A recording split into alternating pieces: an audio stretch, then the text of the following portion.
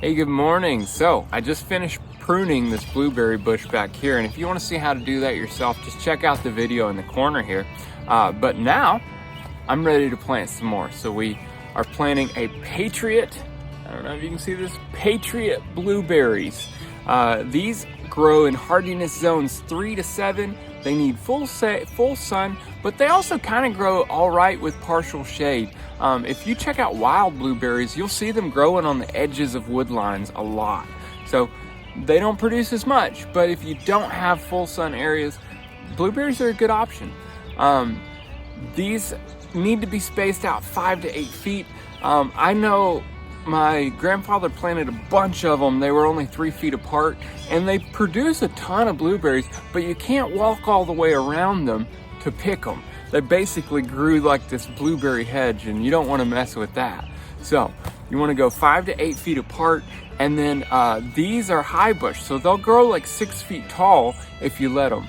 So let's get going.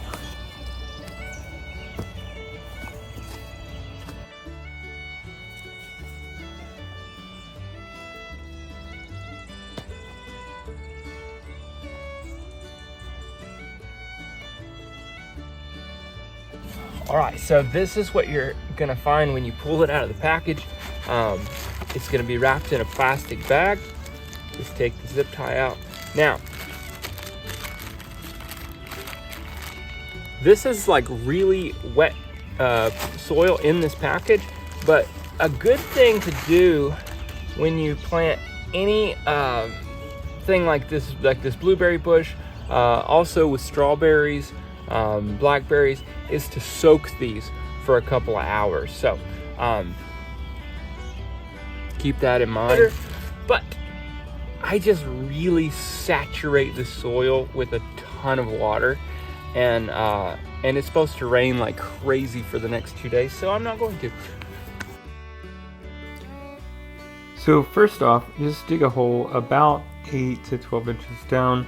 It doesn't have to be real big because these are really small plants and they don't have much of a root system, but you do want to loosen up the dirt around there. And as you're loosening up that dirt, make sure you don't have any big clumps of soil. So you see me breaking up the soil a lot. I also break it up with my hands even further. And then what I do is I just mix in the soil that is in the ground there with the soil that was in the bag.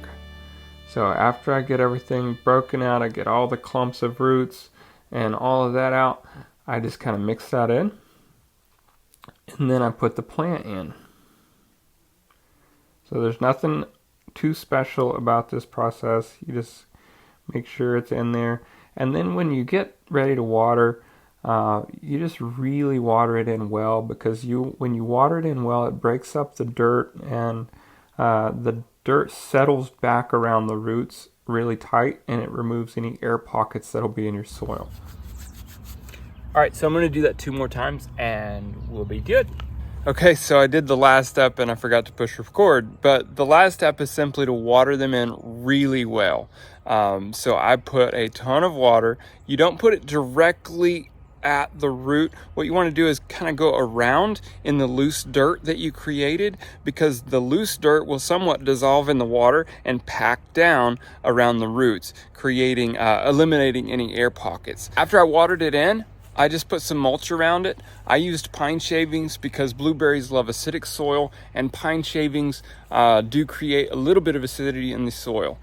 Thinking about things that blueberries love, fertilizer is good after the first year, but this year you don't want to put any fertilizer, because fertilizer prompts leaf growth and branch growth. It prompts growing up. You don't want it to grow up this year too much. You want roots to grow deep down and reach deep into the soil. Then that's when you start fertilizing, and next year you should get a good harvest. Now, also, you don't want blueberries this year. Well, you want blueberries this year, but you don't want these bushes to produce blueberries, because if you force them to produce in their first year, it's kind of like child labor. They're going to need therapy for the rest of their life, and they just won't do much for you after that. So when you see those little buds, it's difficult. Pull them off. this year. And you'll reap the benefits in the years to come.